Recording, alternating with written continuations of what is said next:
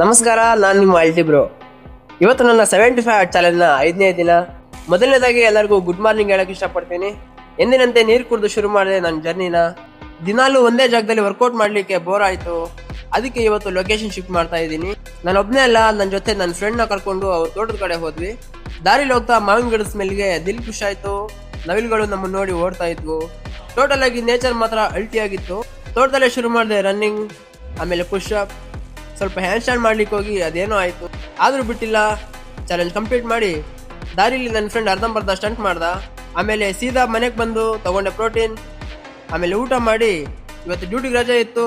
ಮನೇಲೆ ಕೂತ್ಕೊಂಡು ನನ್ನ ಬಾಡಿ ಪ್ರೋಗ್ರೆಸ್ನ ಚೆಕ್ ಮಾಡಿದೆ. ಮತ್ತೆ ಶುರು ಮಾಡಿದೆ ವರ್ಕೌಟ್.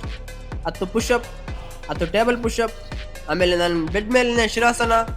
ಇಲ್ಲಿಗೆ ನಾನು ಮಾಡಿದೆ ವರ್ಕೌಟ್ ಕಂಪ್ಲೀಟ್. ಫ್ರೆಶ್ ಆಗಿ ಬುಕ್ ಓದಲಿಕ್ಕೆ ಕೂತ್ಕೊಂಡೆ. ಅದರಲ್ಲಿ ನಾನು ಓದಿದ್ದು, ನಮ್ಮ ಬದುಕು ನದಿಯಂತೆ ಸದಾ ಹರಿಯುತ್ತಿರಬೇಕು. ಶರೀರ, ಬುದ್ಧಿ, ಮನಸ್ಸು ನಿಲ್ಲಬಾರದು. ಯಾವುದೇ ಭಾವನೆಗಳಿಗೆ ಸಿಕ್ಕಿ ಹಾಕಿಕೊಳ್ಳಬಾರದು. ಒಂದೇ ಕಡೆ ನಿಂತರೆ ಅದು ಹೊಂಡವಾಗಿ ದುರ್ನಾತ ಬೀರುತ್ತದೆ.